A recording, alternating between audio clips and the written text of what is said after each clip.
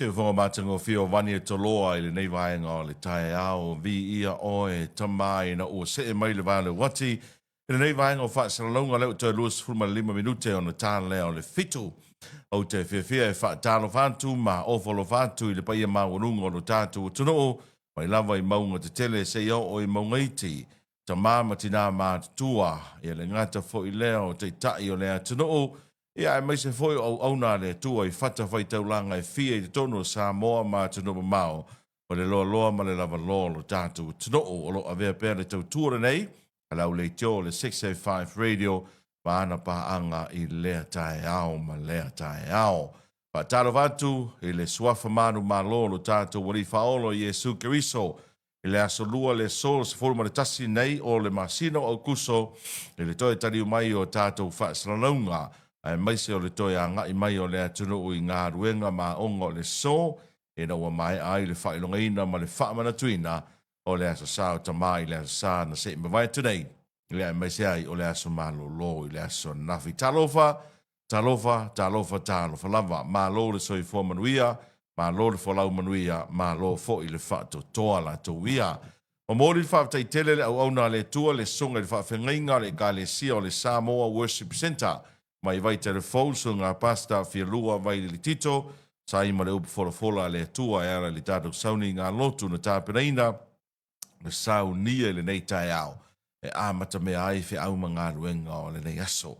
Tātou āmata lava i le tua, tātou whaiu i le tua, tātou whai malanga va tasi ma le tua, e manuia, ma file mū, ma sōlonga le lei ai e tātou fuafuanga, ma tātou tāpenanga o le mea lea, vi ia le tua i le nei tai au fau, whaavitai i le lii, whaapenao na tai mailo tau soi fua mana mātou wola, tātou toi e whailoa i peau mangānu ngāno le eale tātou whaasalalunga. Sa ngai mai ai o le tai, prokalame o le 685 morning show i le nei tai au, tātou talanoa ma whaasoa foi, a meise tui nātu tātou talafou ma li puti ai, nesi meo lo tupu mai lau whanua o le tātou tino ena ia sila fia ai e le to. Tele whaatalo foi, le pa ia maurunga o Samoa lo whaafonga mai mo mai e tino i whafong. E la tolo mai mo mai New Zealand, malulu o tau New Zealand sole, e awa pia foi au Italia o Amerika o Hawaii, Amerika Samoa, o atunu o le Pasifika o atumotu e pene fiti matonga, e a meise foi la tolo mai mo whaafonga mai tele o atunu o le atu Asia, pa pia foi le atu Europa, Afrika, ma le atu Amerika, o lo mawhaio na ngā rurue ma lala ma pāpā au ai ia lo tātou o tino o lo maua mai tātou whaasalunga i lea tae ao ma lea tae ao. Ma lo lava da soi fua manuia, ma lo le whalau manuia e le nei fo i tae au fau la tau ia. Leo toi rusu varu minuti, toi rusu lua minuti o na tālea o le fitu i le tae au nei. Hei wha mo o le tae le fitu i le tae au nei, ona whaafonga mai mo leo le tino, e se whaaponga o tātou talo fau. Ea mai a Nathan e Sarah. Ai, a whai ole mai moa mai po whea lava se vaenga o Samoa nei matuno maolo e maua mai e tātou whaasalalunga i nei tae au, se i share ane le tātou live wha mole mole, follow le tātou Facebook page o le 685 radio, ea whapea foi le 685 production ea male siapo lau tele. Ea mai se foi, ia like le tātou programe, ma subscribe i lunga o tātou YouTube channel, ia pena iei tātou YouTube channel le 685 radio ea Malaysia po lau tele whapea foli production la tau ia whapea tele lava e le mamalo le tātou tunu ma paanga le tātou proklame o lo ofiso swani pe share le tātou live ma share le tātou proklame i lea tae ao ma lea tae ao whapea ofiso swani mai whapea fo i lango lango ai ole au whaita wina le li poti nei o le tātou talo o le tau. Ina ia fua iei fuanga ma tāpenanga le atunu o nei fo i aso lua la tau ia. O winga le tau i le so o au o savili e malolosi o le tua o loa lo o fitia i pia Samoa mai au mai au ma timu e a fiai le atunu i niso taimi. O faisi umi e a mawha umi e a o a fia i tātou i savili malolosi o le tua o loa. O ana nafi ia e peia ua tātou mōni mawina ma losi o le savili o le tua aloa, e peona ea nafi, e o mai fo i nei li tae ao, ea o le vainga lava naro i ei tonu le tātou tino. Au mōni mawina fo i le tae ao nei le mawalunga o le si tia o pea o le sami, ea ai wa faisi umi masalo le ualu nei po le lua masina, ea o whapena o na a fia lava i tātou i savili malolosi o le tua loa. O te loa fo le savili lea, o lo veso soani e tapili le afi, e nisio vaenga o le tātou motu tele i sala whailea na a fia mai ia i le mū i le vai ason se vai atu. Dei pea o nai le fio anga o samalai uluma a puapua o masalo po le vau tele. Le sa veso soani atu ia i le vaenga o le tine mū. Ma o te loa fo i lena la patai le vaenga o tine mū le atu nuu wha mole mole ina ia alo ese mai le whaia leo ni tāwhuna i po le susunu o ni o taota o na ua matua vave lava na susolo le afi ia ona o le tūlanga ua paa a le vao ia whao popo ia i mali maa losi o le savili o le tua loa. Vaenga ia e au na whai tete ia ilu tātou o tano. O le taro talo le tau i le so ia mo polu e peo na au mai le ofisa le vai tau e ofitia se vaenga o le langi au ma timu pu e ono iai inisio vaenga whapea savili e whatau tau inisio teimi. Mo sa vai le so e ofitia se vaenga o le langi au ma timu pu e ono iai inisio vaenga whapea savili e whatau tau inisio teimi. Fautuanga mo savili maralosi o whaamalosia pea mo laufanua uma o Samoa. Se whautangia mai le fautuanga nei mai le ofisa le vai tau leo o whaamalosia fautuanga mo savili maralosi ia mo laufanua uma o le atano. Ena ia fua iai fua fuanga ia matape nanga lo tātou o tano ue nei fo yaso la tau ia. Peso soani mai tovi o tofo le talo le tau mo la tau i au kilani ni usila. Good morning o le talo le tau i le so fai mai e au oa wha solo a toa e valu tikiri le maua lalo le temperature ai se fulurima tikiri le maua lunga e 4 kilomita ia le sawa e le tūlao le malosi o savili ia o le vainga i le si luas fulufai tūla e to uru wa solo i timu ma e tū mau pēo winga o le tau o le ai mo la tau i au kilani paule mea utupu ia ua pesi le fulu ia ai sa e wailanga e whapena fo ia tātou i sa mo nei a o foi na malulu le tau ia ua pesi le fulu la tau ia ia mai se foi o le tūlanga peona ia le malulu o le savili ma le tūlanga o lo ia le malosi o le toa loa e ao lava o na whai tete ia i tātou mai le pepesi o le fulu ma ua se awa noa e tau mawhaisi na u vai foi leo le fiu ma le tipolo e mai se ale vai e sinapi ole wa ma ngai o le vai sori pe o le kamanga le ua tau ai ia le tae ao ma le afiafi la tau ia te tonu a inga. Pa talo vatu ia Tiulaia Cruz, ia, mai vai vasetai, good morning. Fia ma mea, talo falava, whaftai telen ma vuta mai, whanga manu ia kopo te kioane, good morning. Rieta Scanlon announcing, au kuso fe puleai, solusi ai loi mai te atatui au kilani, pa talo vatu lau sunga le te akono, ia fale ata fata, mai fale tua, ia mai se foi fa talo vatu ia seaso, sau vao, good morning seaso, manu ia u faiva, pa malo foi nei tae ao ia Elisara soli malo good morning lotu manu lotu tae ao manuia whaftai tele ma vuta mai ma ngele au kirani New Zealand ele nei foi tai mo le tae ao ia whaftai ma vuta mai ele taro pokalame ele nei foi tae ao foula towia ia ua umale aso sao tama umale aso sao tama ile aso sana se ima vai atu nei e moni a ele pisi tele le aso an whaapitomo nei tama ia au te loa sa tātou maua se aso sao ta maa fia manuia. Ana nafi le aso maa lolo, vi ia le atua, maua na maa lolonga le tātou atunu i le aso nafi. Tātou to e foi mai tiu te mawhaiva o le so. Ia ele ngata o ngā ruenga le tō tele. Ia o onga foi ale whanau la tō wia. Tālo sia na tau whai maua uma i tu e whao sa moa se aso sao ta maa fia manuia. Ele alofa maleanga le leo le tua. Tātou whawhitai foi nei o tātou ainga i aturunga mau. Ai whawhitai foi nei tinama nei whanau. Wai pei o le atou lava sa ngafa ma le tāpina ino mea tau mafa. O le aso sao tama. Ia mase mea alofa le toe ina na iai. Ia malo fai o le whaiva. Malo foi leo nasai. Malo foi le whai taulanga.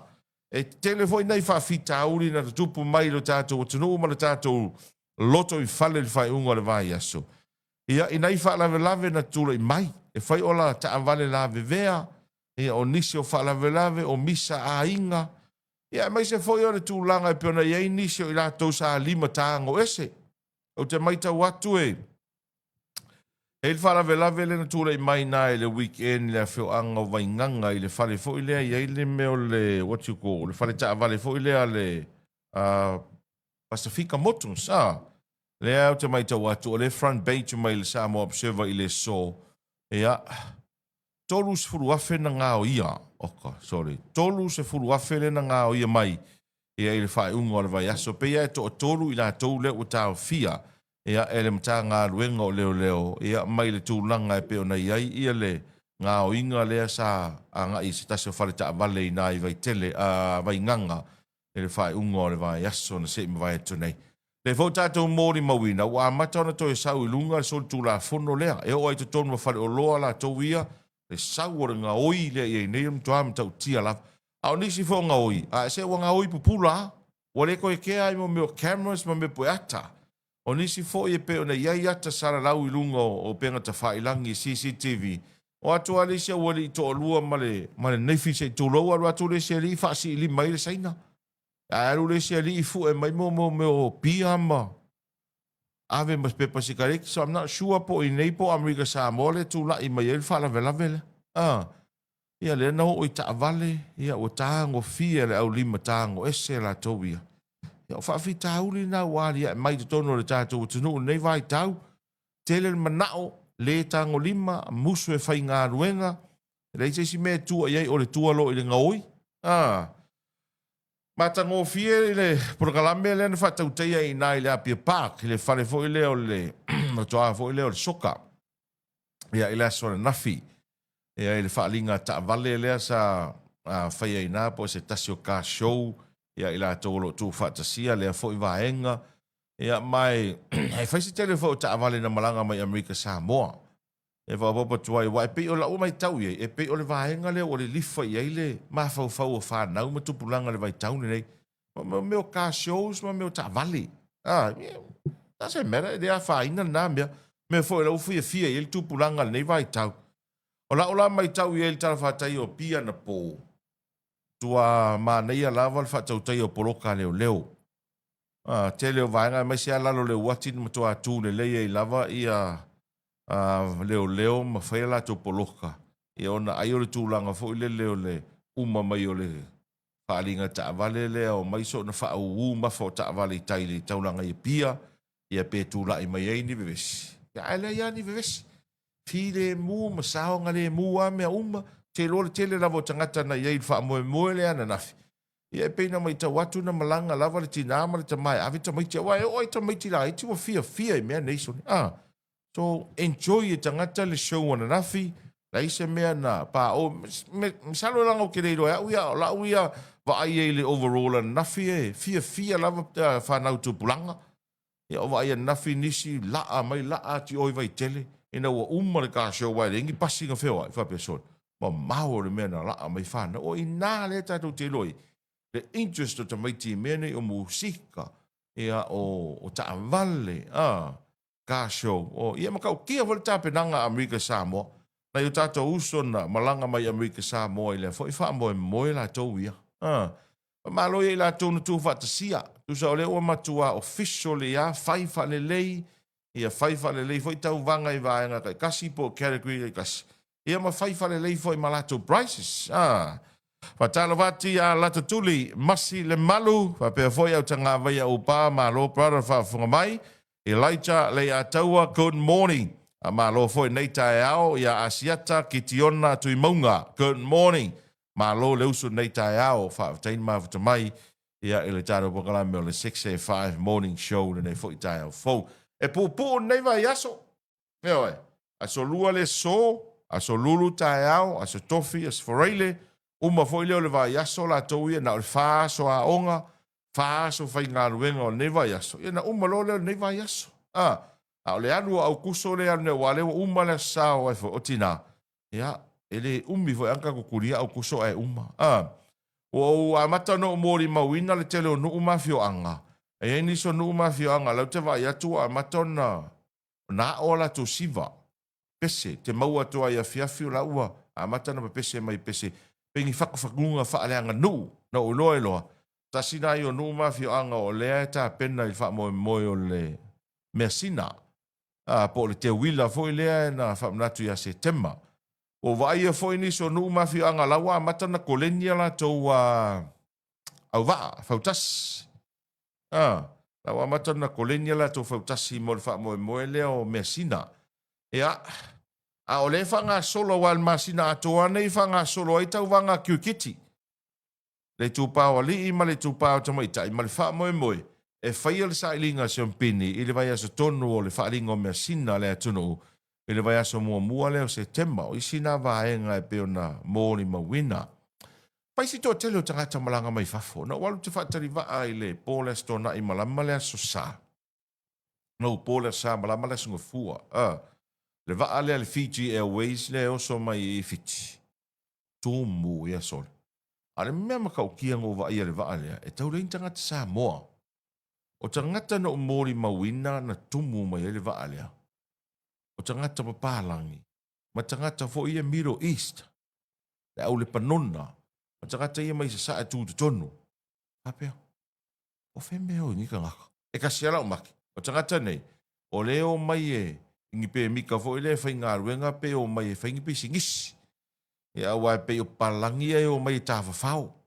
E malanga mai loa tunu ui e tai pe o ngaka Middle East o ini tia ma tunu ui a no Pakistan, Lebanon, lau Middle East.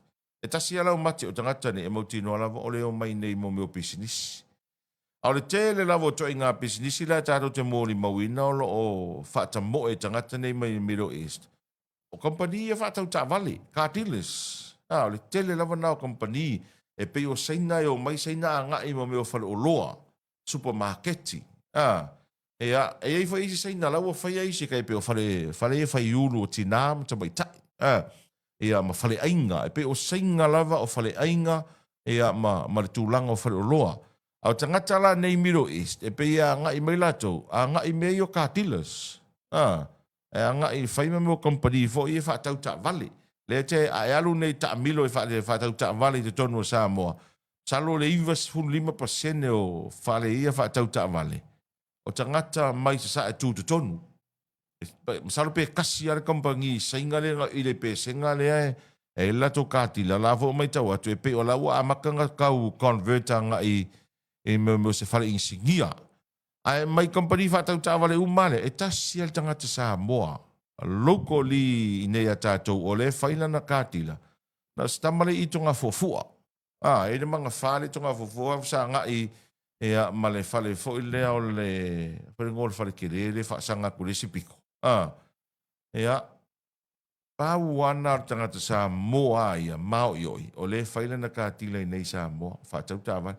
A le tele o istangata ale o le Pakistan o ini tia ia o le au, isi atunu ui au le panona, e pei ona mōri mawina te tono le tātou o tunu nei vai tau. Pa talo vati a tā whea mali i wha au i alo sio, good morning, Tessie Laban, tā lofa lava, Tessie Gajan, tā lofa lava, va alele mati mai o Tarai New Zealand, pei a le fono, good morning, pei a, talo vati o so ia li o Kevin Nonu Folau, good morning, mai leisa atoa, tā lofa lava, pa pe foi ta vita romano manuia nei tai ao fa te telen ma futa mai va talo va tu foi ma o folo vatu si uso ia sau fatu good morning talo vatu suafa manu malo Yesu Keriso le ao le kale sia nei tai ao matango fie bi ia le ola o fa popo le nei aso tasil fai tau a fa lo to so i fu so mato wola manuia nei va yaso malo fa tai sau fatu le whaatalo whanei tae au wha mole fi sosaniane ina ia share le tato live wha mole lava share le tato live ia ma follow le tato Facebook page o le 685 radio eisi me ta ua le o manatu ia watu waisa u sau tuanga le porkalame ili o ia ele afo ia le porkalame ia le mamalo le tato tunu a o se mea tato te fesoa soani le ango tātou Samoa, tātou te whesoa soani, i mea si tia i runga le tātou tunu, e reo mai palangi si i runga Samoa, o tātou Samoa. O aso ia, a o whaia o ta avale la iti o taxi lau pāsese. E iai le meo le resorts, le beach whale si nā e whia foi. Sa napu, e alu le anai taiwa ngalo e tau le ingoa. Whai ngaro e ngai sa tasi o tamai tai nā i vai tele, e o stasi lau tamai ta i o la uo le good friend e ngoi a le ausa e vili me ala stene na Pe au ona whaatali ni pasese fo i o mai mai. E ka o mai tolo. Kei mingo kere mkai mai tō. E ka pasese lea e sau po le tau le lima le vaveao, po le tau se fulu le pō. Tau nuu mai e fia piki lan malai valele. Waku rei kua i sa napu e nofo i ngalo lako malo. Sa la e vidi mai lo o walu lo a uli lo i e whaitanga. E ama whailo of tino e lei. Ula mala ula fala. E kusi lo le male ngore kenge po kama po ayane ngore pases. Ila ka pepa fo ide. Ke manga kua ele ngalo e tau so le te tala noa masalo po se mea o le sfulu lima ya masalo po se mea sfulu lima po le dua sfulu tau sanga taruai. Ya masalo po lua sfulu tau sanga taruai po sfulu mo tupu tau sanga taruai. A walu lan mala vale le o te mana tua. Ke ruaku lan mala papa ki ku. Ai waku foi la ma isi tangata mo me o fale tali malo. Fale tali malo foi le nei Samoa. Ma isi foi tangata o ko piki la ko pase se sole. Se fai ma ko kauwanga. Ko kuga nga kamalau pa. Po isa ngata o atu. Pa ula moso oi fai le sei. Kali la ko pase se aka se manga ia. Ka akala yo we o le ka kera ku ka ika ia kasi la ko pase se le au mai. Ai o atu la fale tali malo e tele la to pases. Ma nga ia i o nga va inga na ia i na vai taimi o malai va lele. E linga ia o isi piko ave taxi o isi piko ia o tangata na e fai le leia li e fai tanga a le ai o se teine ia e o atu malai ave ta avale. Te va ila le teine fai le leia lo na pule tasi. Fai malo na sei. O walu malai va lele au ne te tena se fina ngalo se isi la o whamtalanga le. O walu malai va lele le aso po le aso sa malai aso ngafua. Wa to auto eva ai le va inga le na malai va lele. Tu loua o ka soka fango ngoa. Tu loua te lola o whano noanga. E o atu ave taxi ma ngaia i e whaitanga latou la ei la koko nginga nga pi lango enga ma ngaia e leia ave taxi nga whai.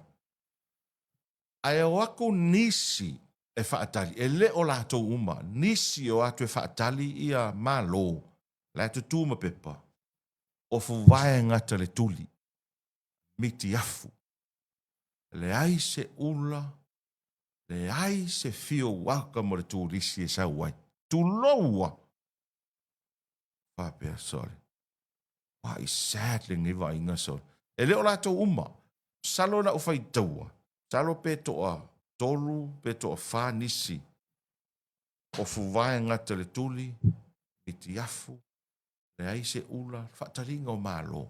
Whapea sore. Wa i le fio welcome ma le malo, le sa ule wa ai marika ngaka. The first person, lea o le a whaafeilo i a kuanga ia. Ai se wa ai le ngei o fuwae. Se i whaifo i la singa ula, se ula fala, po se ula moso. E la wale, e pule a o kouia, pule a staffu nele, la ona. Ale winga la whamtalanga, tau fe so soani. E te tau fo ina una ia, e le ofisa o tangata tafu whao mai mōmei, whafupolo visa turisi. Whainga nei tangata i o te whaatali malo. So lau vai e, ke vanga, sole. E manga ia mai eisi kaide lau ave taxi.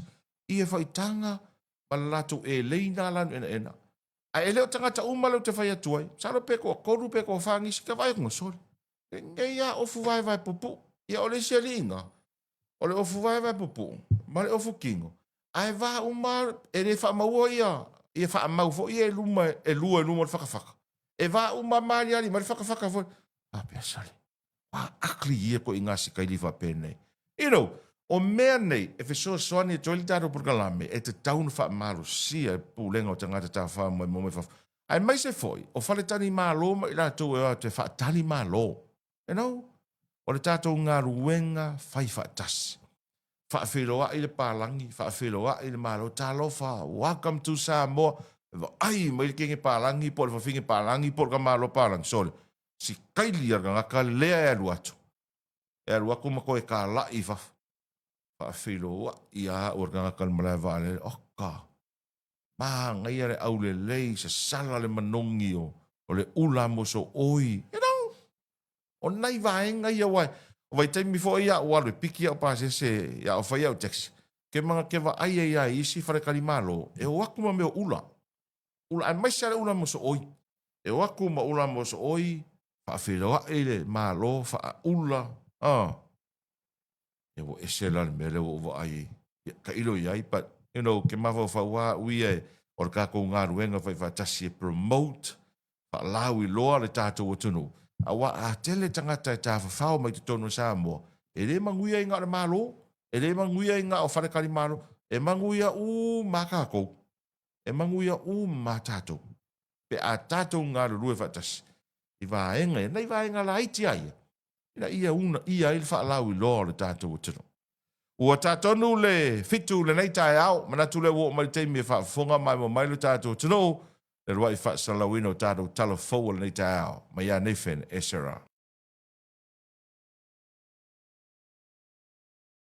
Tala fau le nei tae au, bena whaafonga mai mo mai le tātou o tunu, le tāpana ina ma fonga i nātu e nefen esera, se isi whaaponga o tātou tala fau lona toi whaasalawina, e ape a tāle valu i le tae au nei au le wa 5 minute o te ai le fitu, taro se atu whawewhianga neim taro whaasalonga whapesinisi. Taro whaasalonga whapesinisi nei vaenga o le tae ao ina ua se e maile le wati le ua se 4 minute o te ai le fitu. Ea manatu le ua usuli tō telo le whanau a onga me se foi le tātou o tanu i whia umanga ruenga o mai a foi le sao ta māma le aso mālo lona yei le aso ana nafi ai wha mālo le un sai.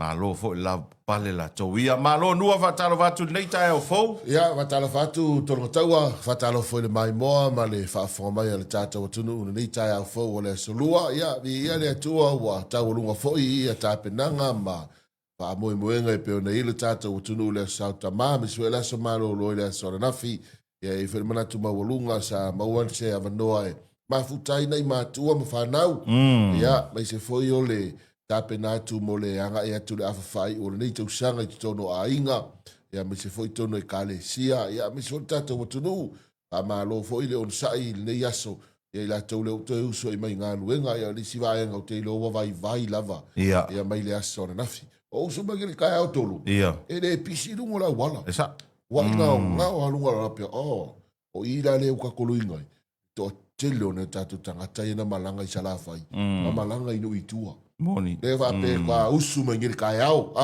Pe au ka fua yele ngau. O ia mātou mele ile au ngā alkolisi whare ata. Ele i loa ngau ngau i kai au. Au angi. Koa i ngau angi. Ape o kere la langa malanga i sawa. I usu mangiri wa usu ngiri kai au. E lua me ia ngau ngi. E ngau ngi ia lunga le au ala makakausu. Ngau male ato. De ai tolo. O le va ngau le ako. Ngau male ato wale ia se tupi. Ngau mele ako le skoga. Yo e fa malo le usu le atunu. Yo Fa mga ruenga o le ne yaso la to ia i tulanga i pena iai ia tape nanga o le asau tama. Ia wo umala sau ka ma. Yo uma wo le asau tama. Pa malo wo fai me alofa. Le asau tama i nei tama o tato tunu ia. Me se foi ele le se mea lofa. Ia. Fa lava fa ko isenga. Ia, ilea? Fa ko isenga. La nga me fa ko isenga. Fa ko ise fa ma me le sa mea lofa. Fa ko ise so. Fa so nga le ma fa. Ja, fa so nga le ma fa. Ia wa mat. Ia.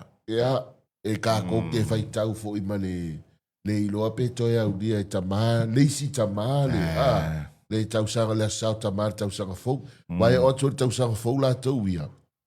Ia wai pe o le tele lava o vaenga le o fai matu i lunga o penga te whailanga. Ia, pe o le sevanga le wai. Pe o ile o se feu mai mea. A koe fiki ange lel ka sao ka mar ka sanga fou. A koe mana tua. Alo fai se o ka mar koe maa koe sko inga. Langa siva muri a lel mafutanga tama. Langa fai bea maria muri a lel. Ia ai le o mai a malo fo lo sai me se la to le malanga me sala fai sa ua me va usu galu sa o fa fa galu como foi va usu ngi kai alma le sola to eu va na va foi le se va ngi ka ko visa malanga se le malanga se va ingo me ngafim to atumua ai va vetai le o vetau le sa ta ma le to fe lo i le tato va la po wa le nga le fe lo i ka lo ngi ka ko va la po no le tulanga sa ave ko service ale la o vetau le ia ma le sa ta ma ba da io vetau to no mo le Whemalanga inga na malor te ia. Koe au le loto tamaiti. Koe au loko kamekira so malo. Tiko pea o loka ako. Ako le whawea. E waho uma o kusoia. O mau kuso. Se tema o ke topa November. Sa Afrika i koe whama singa ko koe. Uma kausanga. Uma kausanga. Wā vavea. Wā wawea. Vavea ringi kausanga. O le mea wile o kako mori mawinga. E vave whaakingo ia fuafuanga o pokalami. A whaape whaamoe moe o le family reunion whai ngore tausanga. Whatatia. Wakang whakamo e ke minge iau me whai. O nofo. O nofo. Whakaakia. A whaape rai ke maa koe kau extend lai ki kilo malo lawa ina ia hapi ai lau malanga mai. Ke minge o kau whanga solo. Esa. E whakingonga o ngā luenga ma. O solo le makua vavea. O le makua vavea. Au whare kuua last time. O whaisi vave o aso vave foi le kaimi. E lo ele singa wa ngale o kako muli mawinga. O nei tangata e whaia lato ngā luenga voi le toi. Whai le whale toi. Kaunga kao. Kaunga kao material sa. Building material sa. Nei kakaka le kaunga kao. Whai o tau o lau papa. O le apa. Ia langa lani nua ne whapea wa. Ngā o building materials o kaunga. Everything. O i kau mea aia. Wā kaunga. Au soro si o no kau pizza tio tito. Ia, wo se fulu pizza la po. Pizza la po. Ia, o fe kau. Ia mo ko si vole moa ia ma me fai ai. Eu foi fale ainga. Fale ainga ia o kai mi ke ro kwa mo ora me ai ke ma o ngai ro me ai lo sfukala. Da o le leia. Ia o kai mi ke ro ko ale o kala o fiku kala ka o scoop. Ia o mo me foi le ale a sufaru wala la me ai le ma. Wa o kala au kama iasua. Ale to ia se me o tau ngo fie. E le ta to moli mo ina le vai ta. Mai le nga o ka ko foi sa mo. Ioi. Sa fa longo foi tanga tai fa fo ngal pa war me o le ka fio lolo ka o ngai o lo foi e kai pe o me ai. Pa o le kele o lo am kwa ka unka. Sa o le. Nei ma se me o to tau ngo fie nei taimi. O le vai nga o le mai nga masa ni o le uti le lei fa nga tau. O le fa mai maua ia. Ma se la vai tau mafa. Ia. Wale fa mai maua o fa sta mo tau mafa. O le me mo mua ke lo le vaven ka o ka o mea. O le ka wia. Ala ngala o le va. Le va lima sfuru ongo sfuru ka o le ka wia. Ala sa ka feo lolo o le ka o fa si a o le fa. So le ai la. Yo e va ko sa ka feo lolo ka lo ngai. Me ala le o ke mingi. Ora o fast food. Ko ka no ka fia yo ka so le ma kwa. O va ko no e, ma tu e masani no sa fa taura o fasi a ku sa fasi a foi le masani a fa ka o. Ia. Ia sa lima sfuta la. Ia a orang kipi fa ki kera va ngai ke ma war fasi a luas ku ka la. Por le tolu se fu. Ke sa wala ia wa nga o ma ko fa le fie ro. Sa wala ki fa ka o ku ai. Ora ku le ko fi. O le fasi o le spring on. Alua ko ia i mal pepe. Maro kai me fai ai. I polo. Mal ki polo. Ia man kuala ke lo me fa kau. Ia. Usa i mai fonga. So le la kau sa milio kam salo po o le fast food kala, lima food kala i leso. Leso sa. Au sa lo le no mo si o si fo ile ia fia e kai ossa. Ia. E ia nai tamana e fa tau fa pele la po o le ipu vanga le tapa o e fo le. E fa kau ai la le fo le oka. Luas futala. Anga la va kua kala e kau mafalo. O va pe o si le la fa kau i le oka. Ia wa mai el kamanga e ku ser wa kula wa i marka mako marku kamaiku. Io. Koi maruru. Koi maruru. Ia lura e fai dau fasi e fai o korsu kala o pepa ki polo. Palula o popo olo. Ra koi malangiangi. Malangiangi. Ia va pe le o ka voyele ko ekipe ko male ku kama por kamako. Io. Ele ase me o to tau mo fi. Ioi. Paule va enga fo ile le te loya. O te tau na fa masani e taru tangata. O le la mo te na masani le tu no ul tu langa o me fo e o tau o loa. Ia. Ai ele va enga. E tele ana to mumu ile tu no ele i masani ai. O le tau service. O au nanga. Tai pe o le tau au nanga fo ile le alua ko se mea. E fia le tau o le tou, le au nanga le, whaetainga. Ia. O se mua vau. E inga I kama foi e masangi nga whiwa I malako mua vau. Ale ai e vidi ale wila la sai e kua mua vau. Sa masani ana o atu pasi atu rumo le whalole a inga ia fia mua tau vau. Sulukala. Ia masaro pe rua sfultala skama I vau a. A loa pe tolu sfultala. Pe fa sfultala fo e fua te leo le tia. O te mina nei. O si il service angai tamana. Ia a inga o aku sa korusu ka la ala o lima se fulu pa o su e si ia kula ai fai ki ora ka ka unga vau mas ko ka unga ka ke e manku e ka unga ka dia walanga o le pensingi o si pensingi o le soau so a fai tatou te tania ina le si tanga o ele tau o loa mamala malama e tatou mafofo e te tau foi lana fa malama o tatou mafofo i le tau au nanga po services ia wai pe o le sina va e ngari I tolu fai go fie ia na talia tatou si tanga o tau mafa ioe awa foi la ele se absent ala lo ko o si mai ia ia ni a fa kulo le o si le kau le o le kau le wa ko le uka idi sa o le kau nga le uka idi le sa ye mo ya la le we si kanga o kampangi le la va ko le kau le la va ko le uka idi le e o si le ki lunga ya le ai solo ko ka ke le o ko ai le o si ho lunga wa fa pe e si o loa e si u mai lunga te lo mea tau o nanga pa singa nge pasela ka va pa pe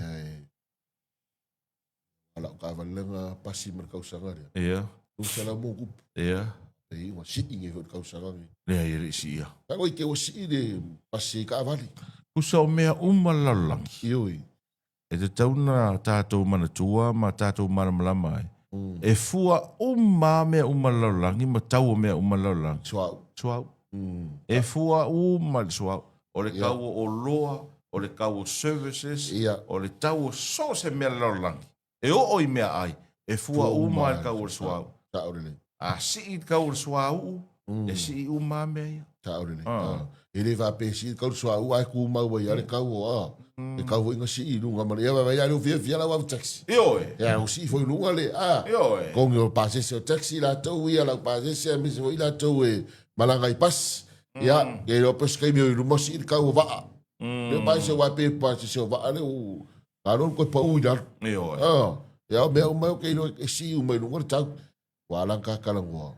Ka ngor kula ga hoile le fa so. E lo fo ia o le o mala sa tama. Palasi fo il fa so ia o le tau mafa. Ya ngi vai as.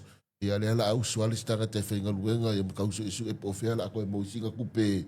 E so ko ile so lulu bala sko fia. A me sa rai tanga ta fenga luenga. Me sa rai tanga ta fenga luenga. Kau so ko ile le so lulu bala sko fia bala so laili. Bala so laili. Le ku so le e so el kupe ngi so ko ile so lulu bala sko. Bala so laili so el kupe mo le weekend. Mo le weekend. Masa ni le live tanga te whainga luenga tātou.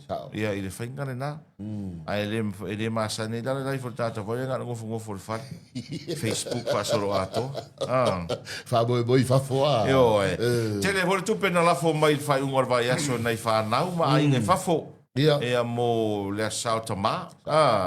Ai ei la le sito ina. E le talala na tupe. Lai whamoe whato atala nei. Me kare ko inga. Te fa mo mai mea lo fa ia me la wa ga ia fa mo mai au luko ia ya la fa ko akala geile o sia o nanga na sa manuia fa i ngol va yaso money transfer le ngata money transfer au nai fa le inga ma catering manuia teleria nai fa le inga ia ma ia ma ne fo ina yaso wa se le fo ina fa le inga ma Panai au nanga ia catering fo ile le tau mafutanga. O le sia wari pisi na ile weekend na wari i o kiunga ma. Pa foa ma ngele le asani. Le Samoa market. Vai Samoa market. Kele le whakau sau mai whafo. Sau mai whafo. Sau mai whafo le whakau. Fiki. Fiki ale account. O le sua leile a ia mana skonga. Kawa ile pisi ai o ngai au nanga ia catering fo ile le i porkala mena i tina. Ia. Nga ngai kamai, e sao kama, sao or kau mafukanga ia, le ngate mtanga luenga le malo pisidisi. E mai kale sia. Nga sao ngai tina le so falele po le skonga. Ia mai le sau o unanga o fale ai ngama ia le sa o ka ia tau mafutanga ma okay lo foi o skaka manguia la sa ka ma le alo sa stu le ai o vai ko ni fa ka o sa stu ai kanga o ku fa ka o sa stu ai ko se la ka la fa ku le ai fa malulu wa ma ko la o le ko e sa stu o la o sa freedom ya o fa ya se fa keleng po o kelele la de ka o sa free la pe a ya pe va pe ke wa ke we ka o fa ka la de sai la de tau ja si tau e pa o ke o lima se la ka o fie ke yo e pa o ke o lima se la taro king la ye nga lo se la sa free a o ka ai alu yo taro king alu yo taro king ke lo le sia o nga taro king lo mo ko fa ka ia wiki mo le tu lo la va le tu no ma fa fo mo le of po Wau kofo fo ila uia la unanga le ale taroki bakala go mai kamanga o la kula sai so isa of pua over marcela la ko pua an ka la sa a la so for really la ya mana stofi me o catering ia fa fa ngaruenga au vo se la mo tu pola to pua na tau actually pa ma ia yo sa va ia ke ro mangu i ko sai stu a pa la si ile bala si ele o alu lo ma fo pe cafe fe ai ke wa alu le au nanga si uso ya tolo ai o le level ya ai se la pu ai kau i na so wala ile sa wa ku lu se la kau la so wala ile no winga se la kau la sko ko lu se la kau la sa e man ko la ke le le lima se la pu ai kasi le fai mai e man ko vole winga kalanga man ko uri si ngu e ke le pu ai va olha ala o que ma vou quero o que quero fanga tolo sube me kakoli que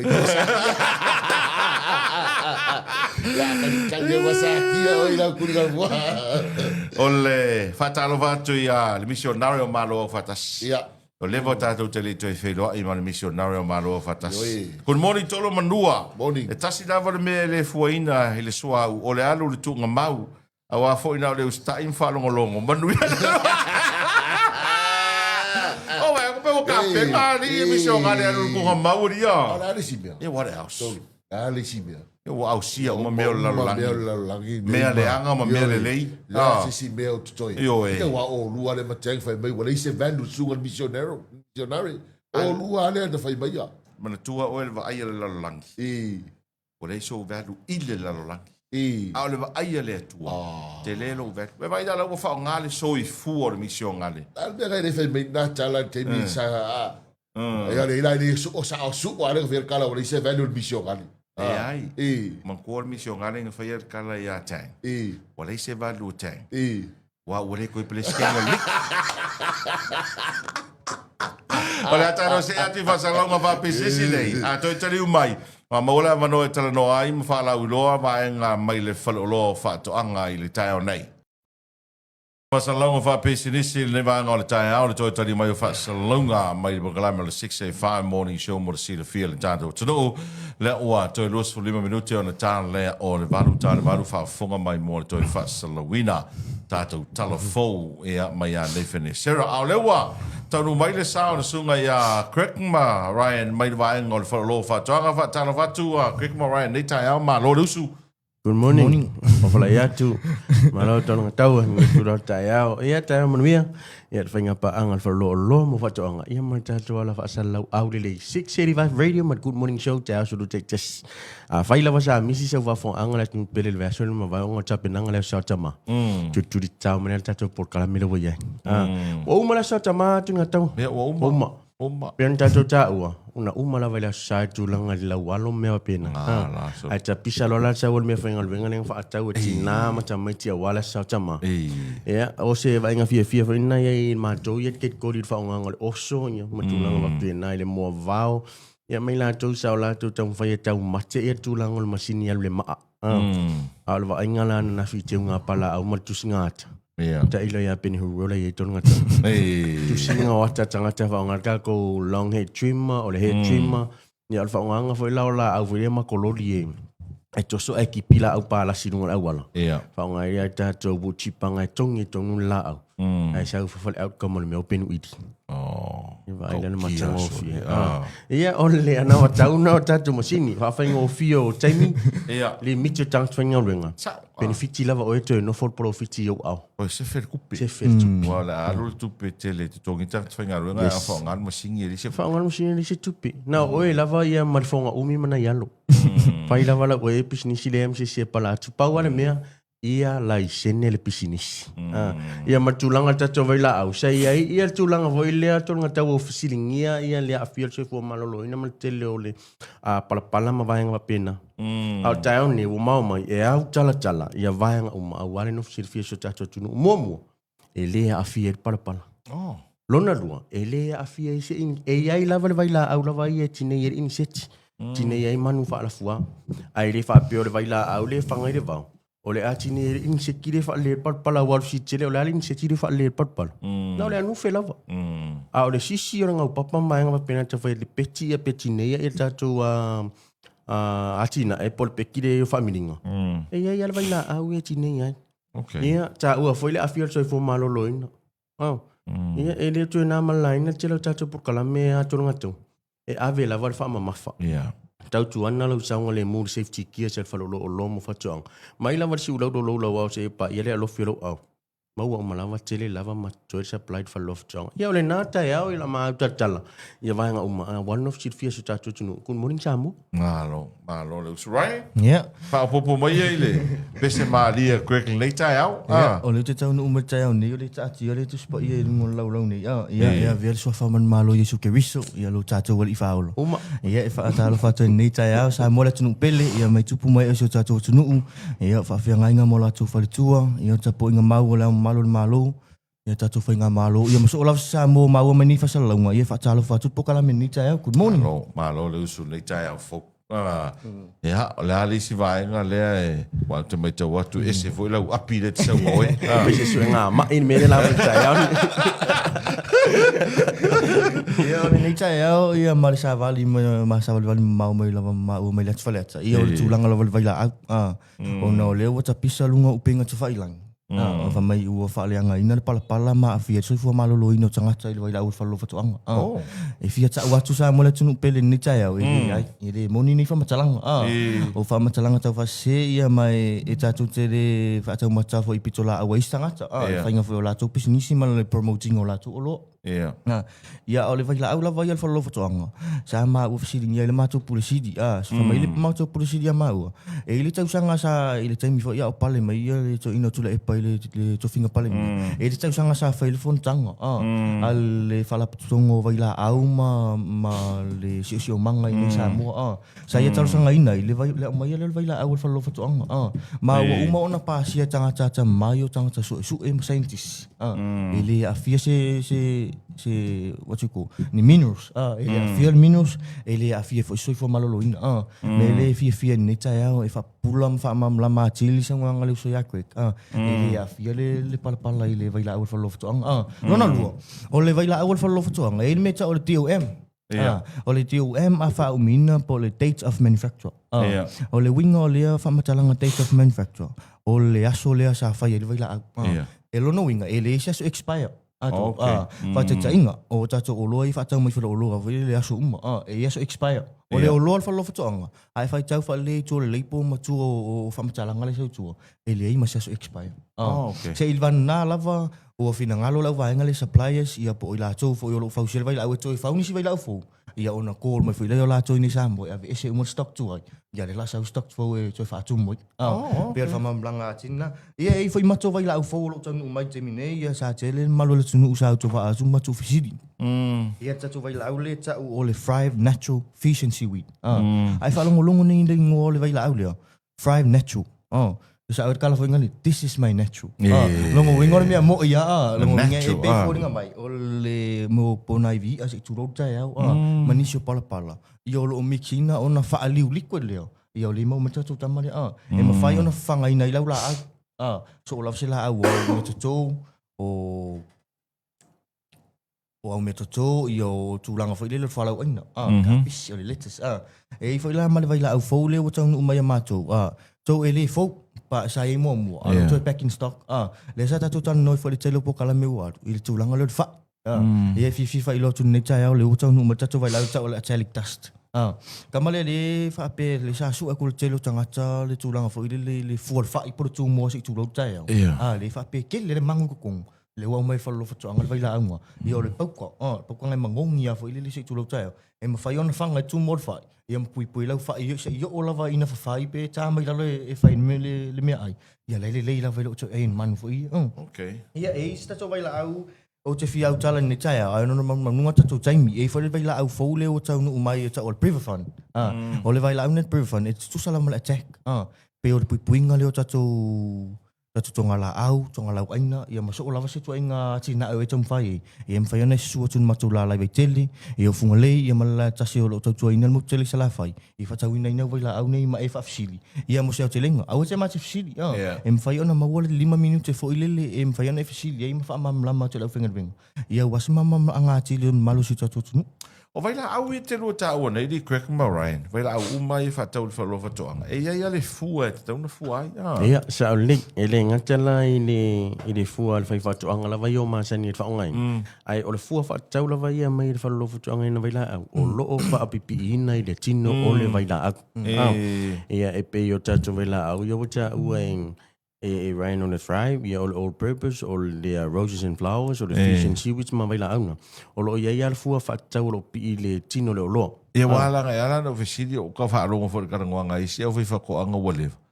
Ai fa matala ila va nga le over fa nga vai la au li pala. Ai fa pe. Ia me nga nga ro ko ang office o nga. Sui fo ile a me ia lu le fua ga mai vai la au le. O le taimi lava te tu ai tau no fa lo FCD tu la vai la. Ia e ma tau te tutu ma le fo ile ngol mea. Ma tu te tutu ma le mausali le. Ina ia fai ono ma toa va tua le right information. Mo le whainga lo vai la e mātou te popole ona tūne ni te wato e fallback a could complain ya mātou. Yo na upuera la unanga pe unta o lo whainga ruenga whalolo o lo mo watoanga. Ua iai to mai manga wa ama o umana o tauina wha onga ina vai la au. O tato vai la au e pe unta o ma nei o vaenga lo whafsinia. E iei i vaenga sao la tu tau wha pe fiu e palai. Ele work fiu e palai sta mai taimia. Fiu e palai ele umise pidiota. Ai le yang. Sa alo apalai na vai la au. O le linga fo ngau le pesu sau te mo ina ma tatu vai la au. Ye pe lo ne tatu vai la au. A lo na ma ne ya ina e tatu vai la au liquid. I tonu la vai le chemical. E tatu vai nga chemical e sau le pefu por dust. Ye tatu vai la au pise pauta. Ye tatu vai la au na sau ye o le pellet le me e sau ye pingi kama ia fasla au po toi fo i. E sau le tonu tatu pepa po o apa pe yo falling on fertilizer. Ia o lona le lenga e mātou te whaamatala le lona taimi ala ngā tau ma lona whaonga ina ala ngā tau I le sise ne tātou te ina ia awane ia awhia lau ati na e malau la whamanu ala o iai. Alright. Manga ia. So e iei whai atangata e a fōi. O iei ala tō mawa whau e whaonga vai la au.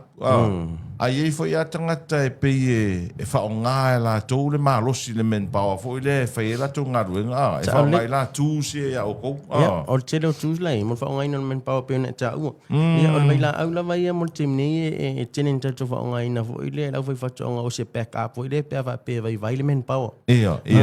Ia au tato wa aini, ia ua tele na sefe le men pawa. Ia au whaonga ona tūlanga le uti o tangata e tōna i o tato aina po e au sangi a inga.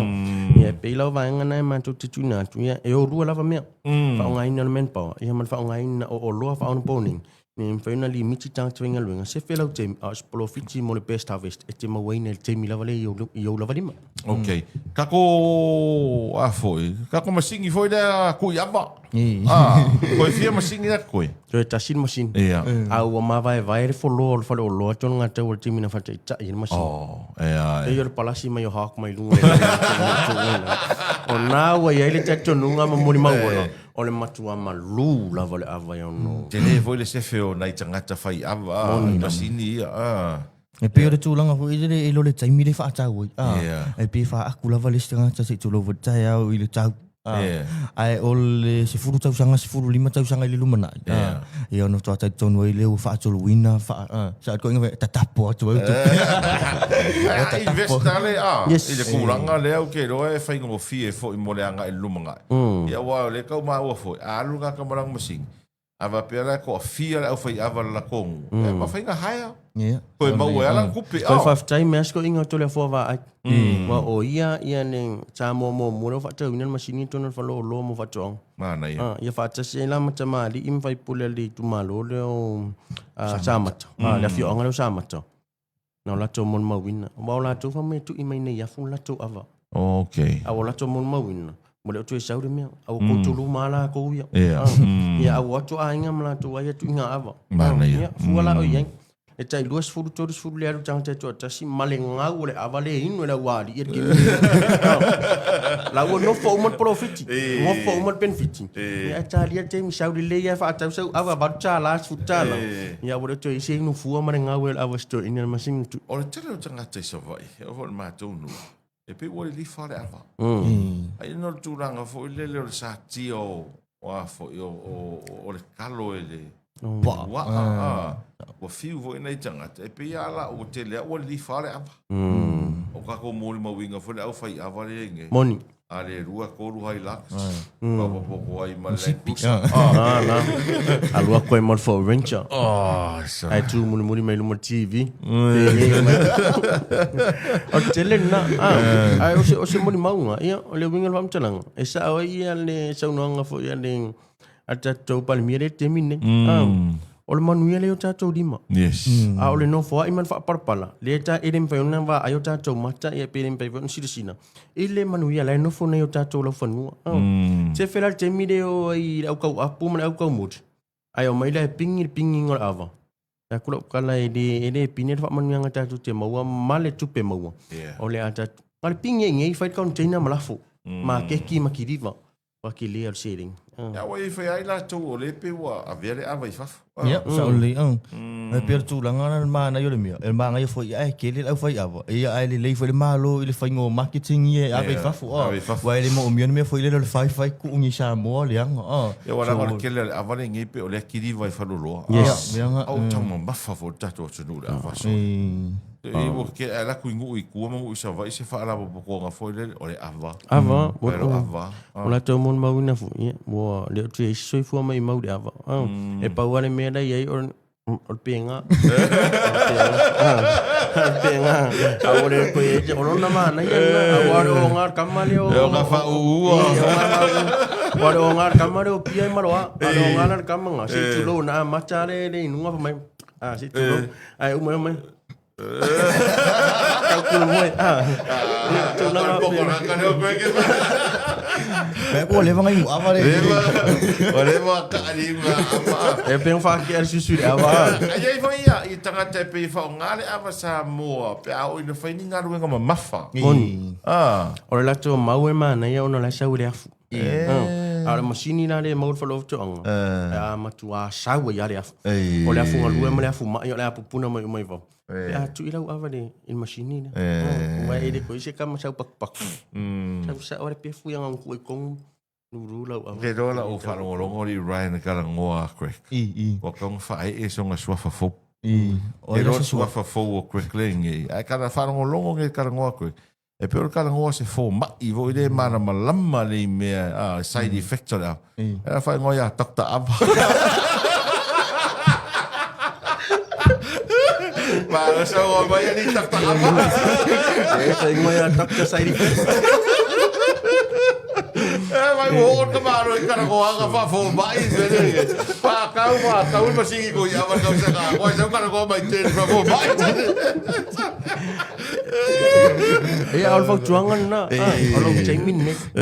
O temne vai o temie to furto wa fe dim se la fa tawina. Ia al mon mauro mai na ta tu malin fa tawina ia ta tu mesin am. O pasi mar koru ku kar kaurin fa tawina. Ai ri a to se masina tan na tu an. Ia ona la le tu penen mon mauro so atau. Ia o tu le lima tau sanga wa luani au mesin o mau. Tolu ni au mesin en to o ka mai fa ila ia le fa lo tong. Ia wala wa tina e tu af. Malo. Whaftai. O ai si whaenga Ryan whamon. Yeah, if you fa if in the town ni tu fa nga faiva. Te ni mano no io tatu lo. U te taton lava uia e sa vali I le lua container nga o le me fango tala wala nga mai. Ana tu langa fo ile o le va ai le fa lo foto anga mal va I mau. E te ua ile tu langa fo ile o le uti sa palai mai fafu. Pe tang tal ping sing, pe tang tal so au. Ia male mai lava no fo ile ele mfayon so fia I mai va. E sa ti va. Le sa ile utanga mau le pulenga mat polisi e tau fo I ona fa atele mele o lo. Fa nga fa. Ia me se lava sa mo. Ma tu no Pasifika. Pe o le fia ma tele ile tule o le ngandua ina le o le vau. Ia male asira nga tai fali. Ia el tele ni tatu o lo e fia tu lau ni tai au. Ai on manunga tatu taimi. Ia tele tatu upenga fanguta. E mau le upenga ua umona fa apolu ma fa atidi. E mfai ona watu lo fa ngalo.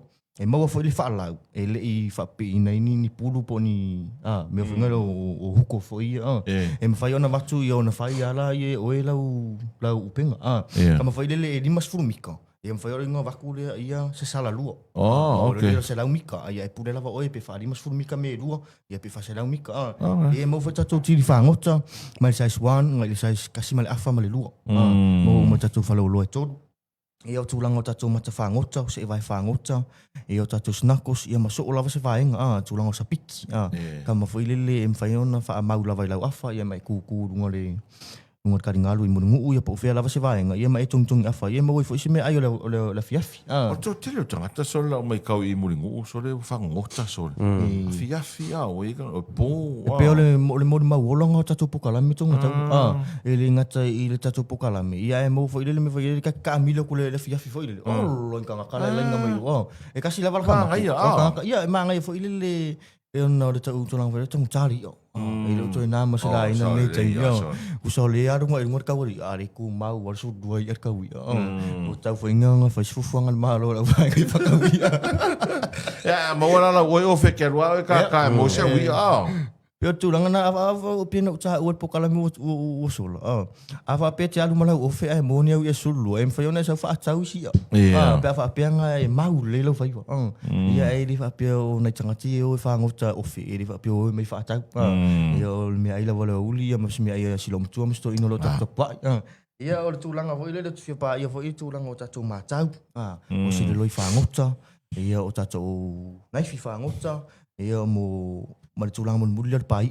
E fia mention ni na pea le tūlanga le pai. Ia ono le tele o fio anga e te latu lava I meo whaasau hui.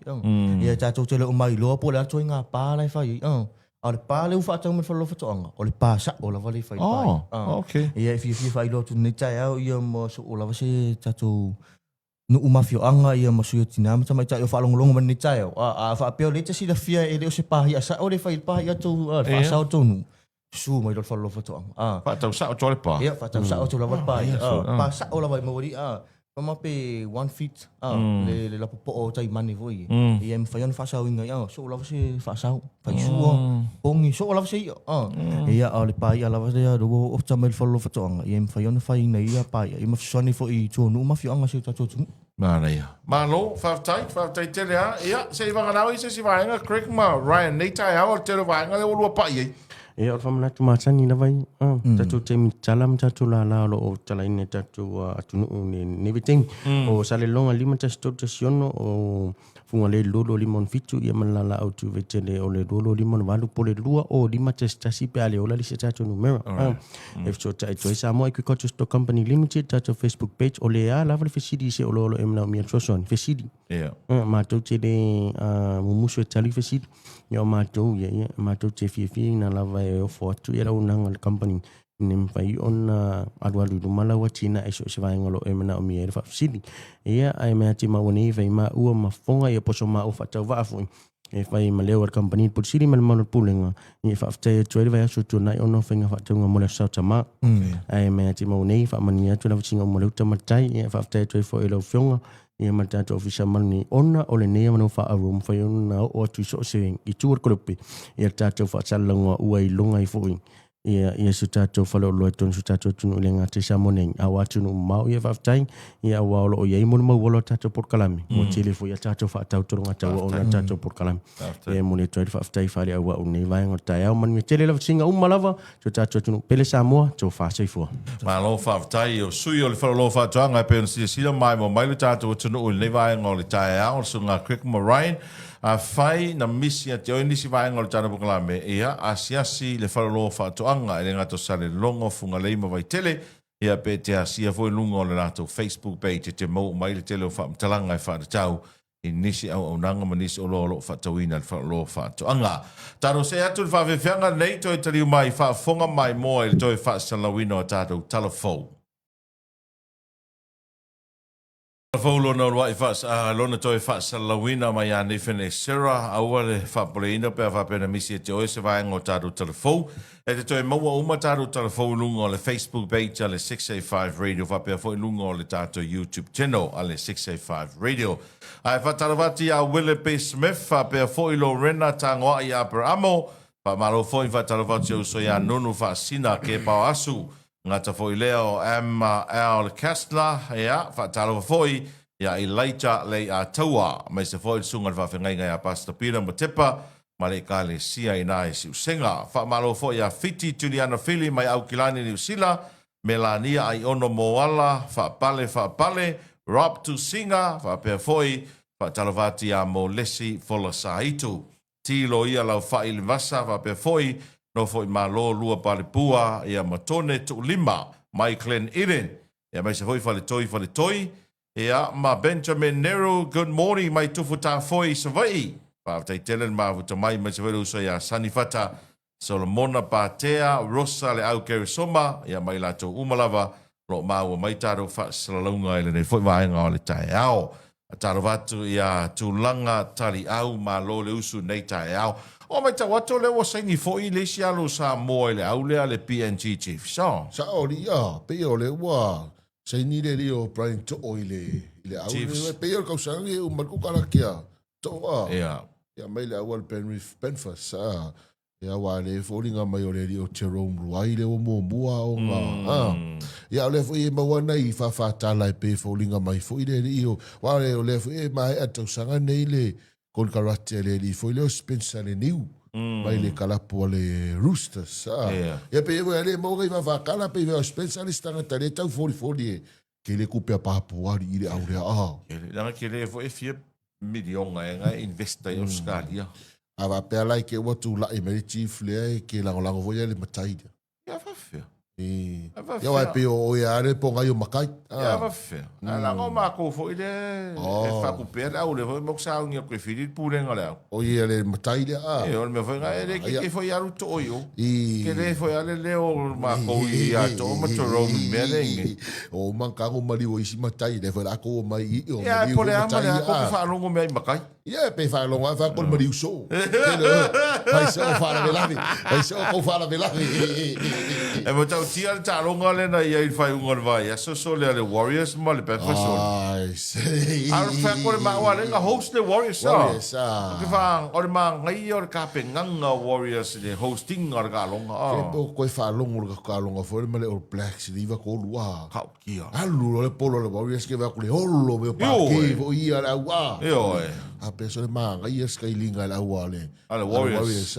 ale la iki o ka miki Warriors ia ka longa le vai Poi fa le kongo voi la wa ale Penford fa igual vai so Manu Malole Warriors le Panthers le lua suma le valu sfulu lua Manu Malole Cowboys le Titans e todos sfulu le valu Manu Malole Roosters le Bulldogs le lua sfulu su valu le sinata longa fina ule na iai na lambi le Storm il si iko so le alu kakare fa longo so le fast sfulu lua sfulu Manu Malole Raptors le Eels le lusu valu lusu fa Lami le Dolphins ia le Broncos se fa se fulu tolu oi close game longa manga ia o le Tractors na Manu Malole Sharks le lusu fa fulu manono ia Manu Malole Knights le Raiders se tolu se fulu le lua se fulu ma le fa e le o te umini vai aso e NRL vai aso na lusu ma tolu le fanga solo le weekend vai aso na nei lusu fa koia wae ko lo vai aso E lufu fitu vai aso o le tamal sanga ia le na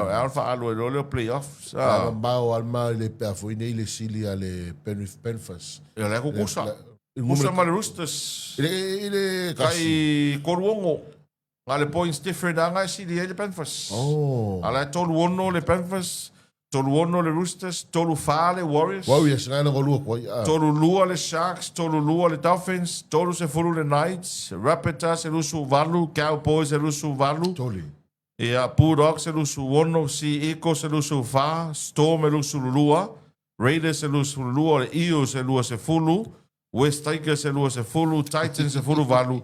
Tole vai le Broncos e fulu valu. Pa u ya lo Broncos. Vai kula ua le au lia. Vai le mako Broncos ali se. Kua fa le kongu ali. Ma nga ia ko ka longa ma le Dolphins vai ngol vai aso. Oh, sorry. Usa e salo peto es furu 5 minuti o talonga. La e sili auto mai ala matanga o talonga. E ko yo so sikama i meanga fido. Ia. Fiu e kuia. O le si au ngo va ver ko sa ulunga. O le au ngana ke au pois. E ka lo ile linga o na nai. E ma taulangi a. Wa umi voinga. Pa u ya lo si au nga o ko va ver ko sa ulunga. O le aule lue stei kasten ko kele ka kanga peki e kausanga ni. E ngo au mai lunga le top 8. O le le fale ko pe e malo o ko westei kasto. Ai sale. Ma nei le to tele nai. Alo ma fa na orta to tu le e matautia mai foi le ta longa Australia. Wa pe kausanga fo le po la langa la kapiriki. Kausanga ngi? Kausanga ngi ya. Topa. Oh. Topa. Ma nga ia kama ki nga e fa ia man le ua nga vo ke va ku ngo saule au. Nis kama ki vai moso. Ia. Wa nga le ke pe ia le ale o le Bulldogs. O le Knights. O wa ia ko kama ki nga e fa ia man le ua. So wa best for ia kama ki nga ina ka va ia. Tele tamai ti Samoa o le manuia i le NRL.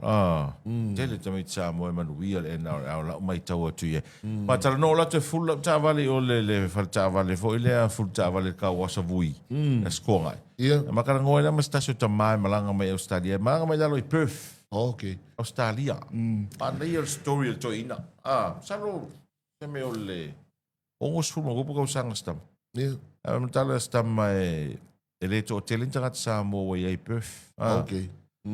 Ai o la tau istanga na vave na o Perth. And also to New Zealand. Oh. Also to New Zealand. Maror kota. Oh. Maror kota o kulola ia ka alolo nga ka di New Zealand la ka alolo liki. Maua mai lolo le o le yungi. Maua mai lolo kon ka lake o i Australia. Ia. O ai lola e aule le Western Force. Oh. E le vala nai o le kongo le training scotia nga ka ia la vea. La vea la nga le au e loa i ngisio ka alonga maulunga le force. E ala o pe wa uma ko e fai operation o ka alo a fa fo lele. A o mau tu ai la tu ai. Ainga. E o e. Ma Ale winga fa talanga stamba na te fa fitia le ava no na ma fu ai.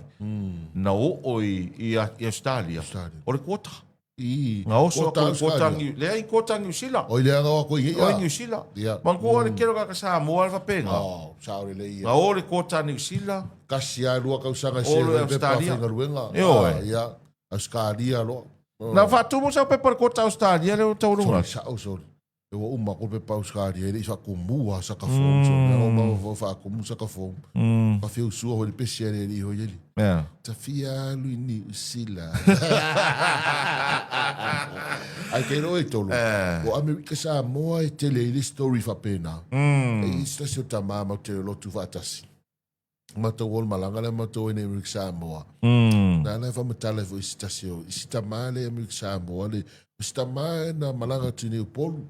Atu le nga lu e masion to lu ile company fo ile le ole. Sta kisti America Samoa. Ya ma fa ona ila se na fa na una soifuana i America Samoa. Ya si ona lola la wa ta alo nei Estasio Colisi mawalunga tono America. Ele tá longo de football. Ya, le ala usole. Ai te wa mata no lo marta mai te fa so me te mai ke ro e no. Ya e awala ese amanu wi o le tu fa sa mai. Ya o si o mata wa inga no mai nei tau sa su ese me e fa mau tu wa. Ya e na manu wi lo si o na tali ile la wa. O le tausanga ia nei le fe me to ina. Ia. O ma tausanga nei, I ta alolona tali il kolisi. O na whaatari lo le lo na vanoa, fo le alo I lungo o le professional level. O le ta alonga le football. Ia o mautu to ina ma. Tion tolo, misian whanau I Amerika Samoa. Ia olo na alo le to atasi le ana na fo ina ina ma wala vanoa eskola sipi e tono Amerika. Le ta alonga fo le lakapi Amerika. Ia wae o le tula fono me tala sto ina. O le vana fia malanga lona tari.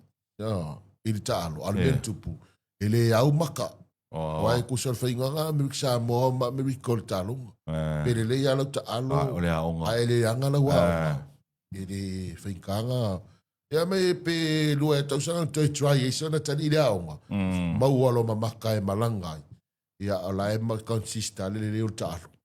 Ia le ala walo e lo I Amerika. Nga whainga o karonga Amerika. Ni whapeso. Kusa pere leilau ta alo, ai a le pasia o maka le aonga. Ike le alua, ngā kongu. E le piki a oi. O vai atu le weekend, lau toi fo I ane I whea tonu Argentina I Messi. Maliu sion tama. Ono sfulmo tupu tau sangal to ina le tai tai. Ia peor ko inga le nga amaka mai le...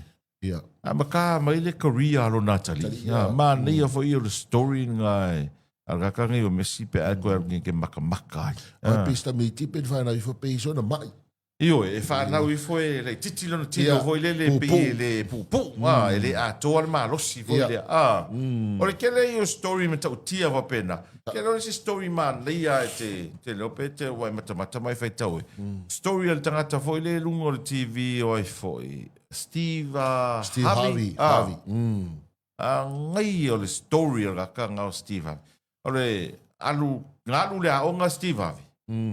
Ea, nga whai rola ia lor whai ao, nga whisili lor whai ao ngai tamiti. Ama kuala Steve Harvey. Staras. Kama vanga le...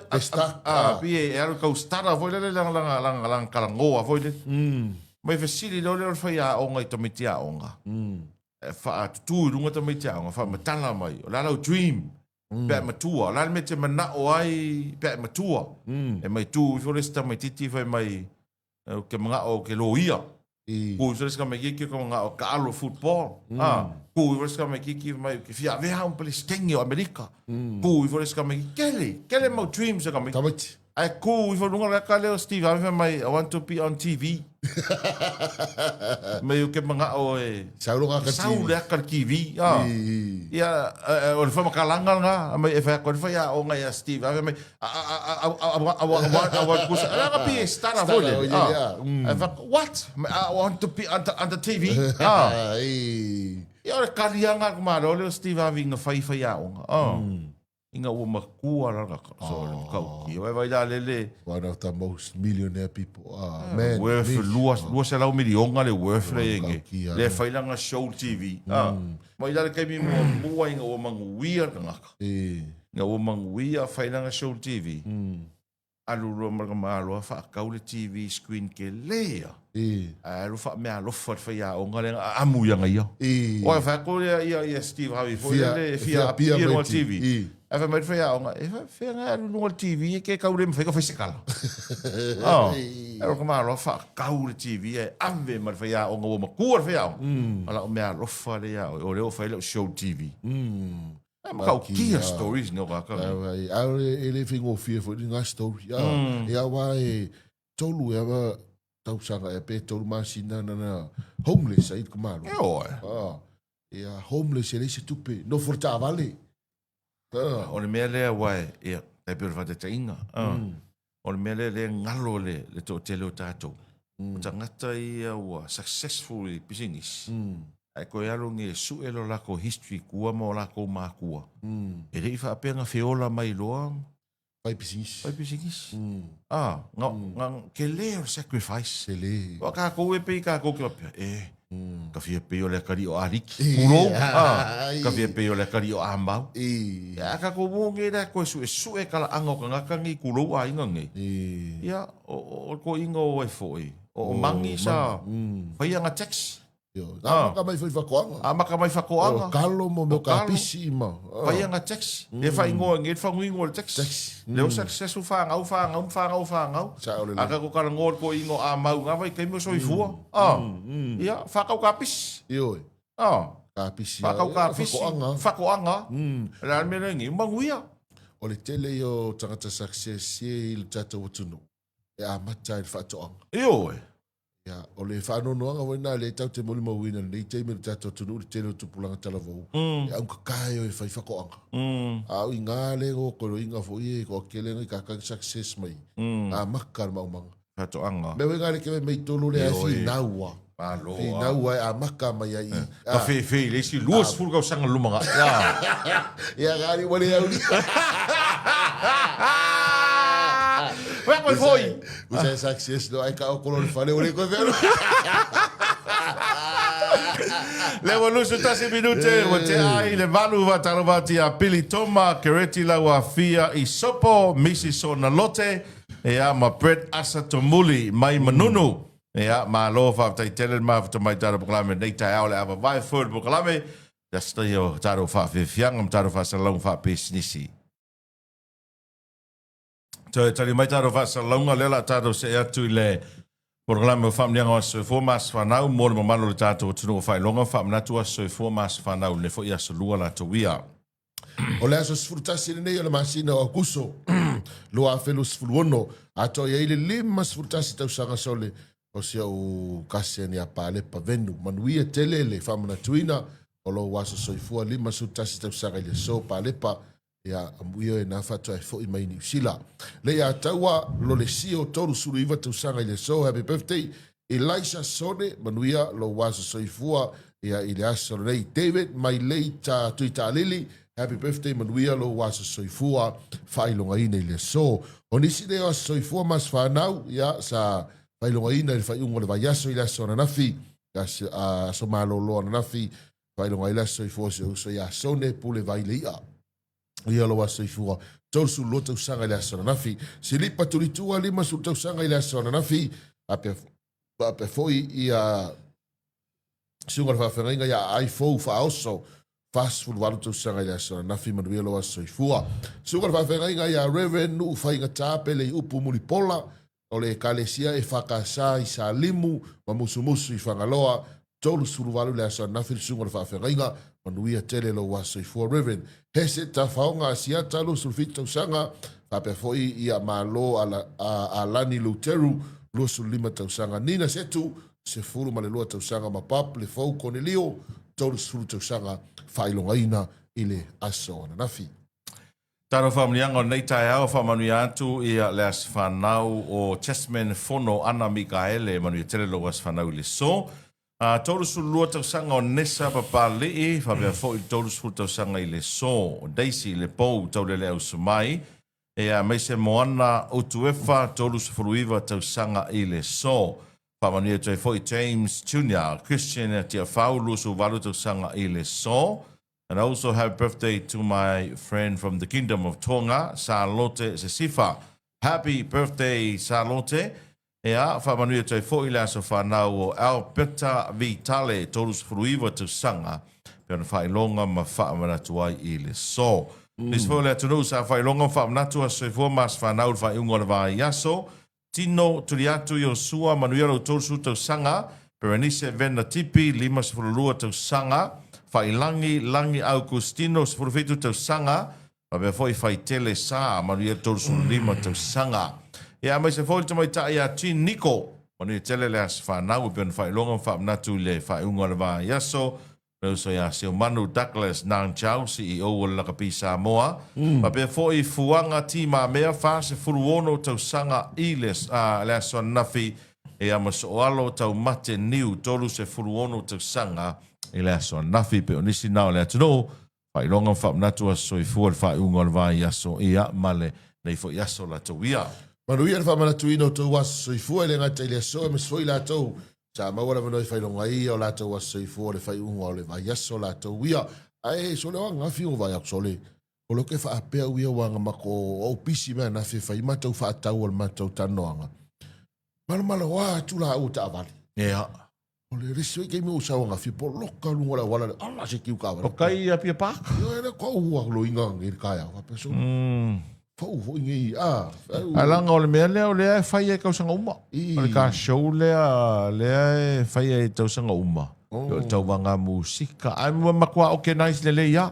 Toa whai wha le le ia. O le mea la leo whai nei e pei ua whai fo le ua wawa alua ia. I nei ma Amerika Samoa. Okay.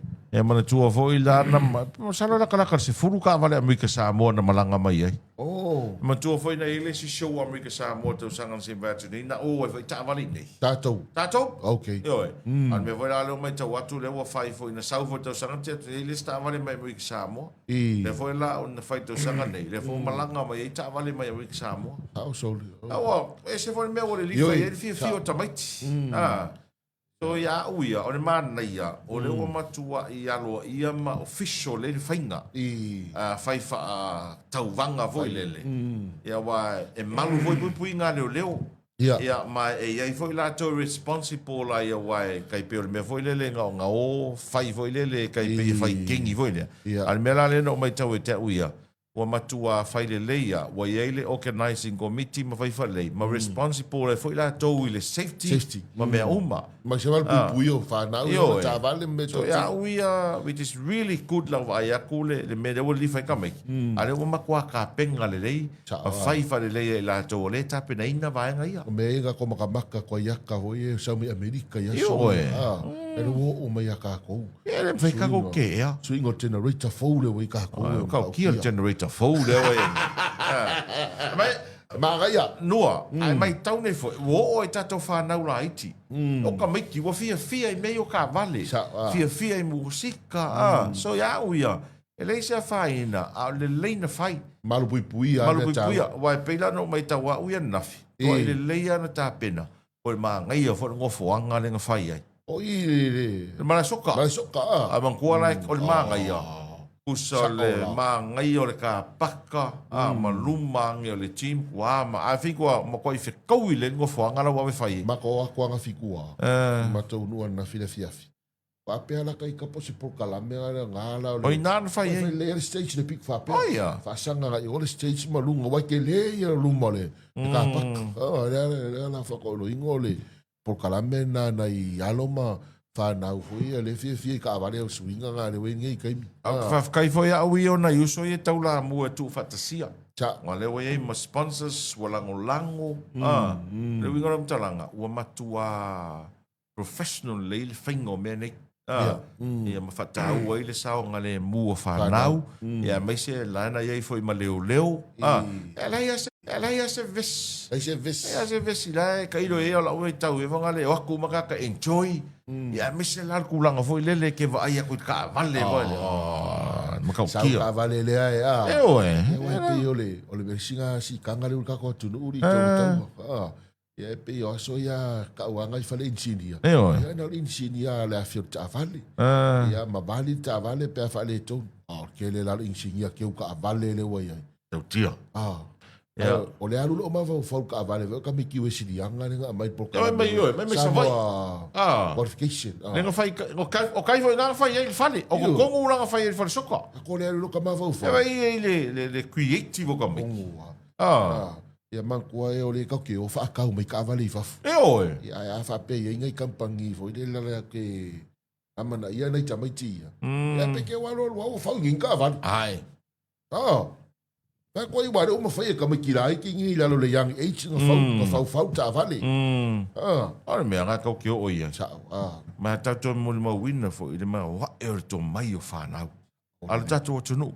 Lea tato te mo ia o whaaringa fo ia. E ke wa ai e ko ai ngā. Sos ko ai. Si kaili e se. O si pika o pa. O piko i kua o rubar whakau maka. E oe. Koa ma ngai ia. Na fa ko fo le alu. Awan me ro ko popole i alu fo i ke o fa pe ave o ngi kupe fo fa vai.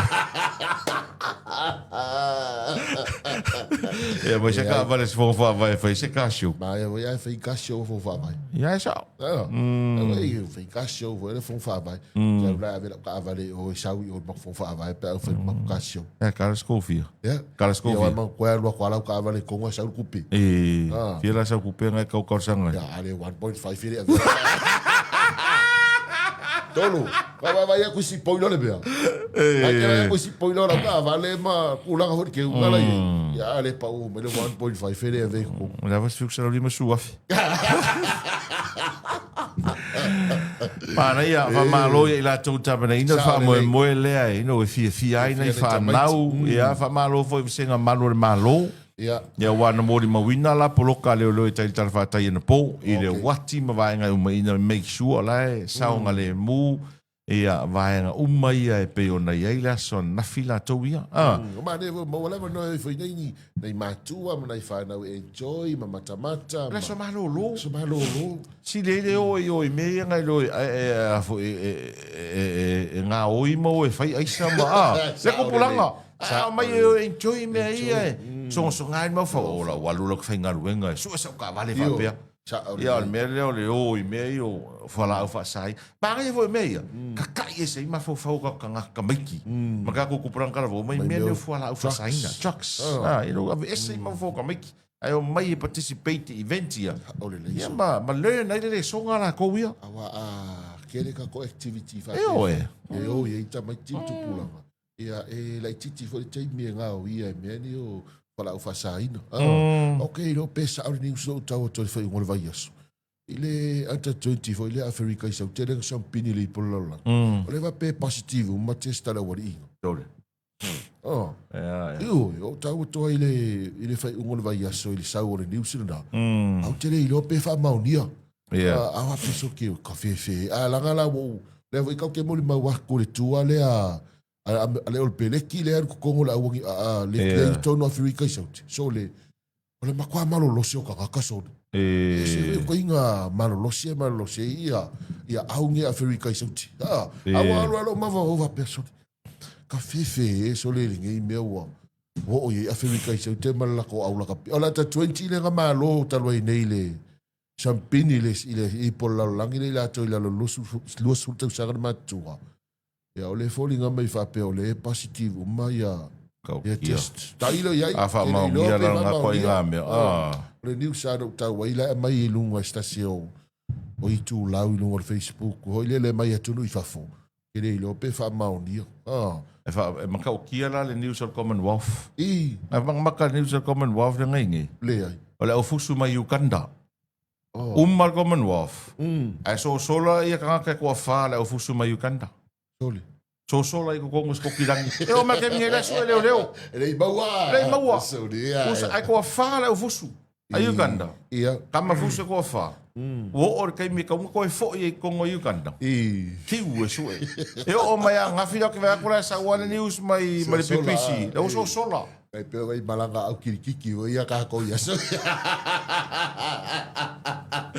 E malanga yo fa fa maso lo ko go peso lu mai mangui so sola lo la fiu kai malanga e fa kali ala so sola ia man ko la nga vai kai mi wa kasi nga malanga e kale sia mangu ia ngoi fa o malanga ko nga wol poring sia kami ko nga wol poring sia le vai ka ke mo mau ko kai ko ke le ngai siva nga vo sima ko ai nga malanga ri keli ia on meanga fa e mal meanga ia man ko la ia ngel fe au kar sanga i pulo poring sia nga vai kai o malanga le mato au tarvo sa ilinga tupe fa mo o to foi mai na tongi atu leo passes ia foi mai a fiu le poling sia e kuri a ora le kai nga o poling sia a lu fa sa longa mai o ngau le malo ai le ro ngau ia ka ko ai ka basa ngau le kero e kalesia mangu ma fiu anga kalesia malanga la kirikiki alu malanga la fa ili pu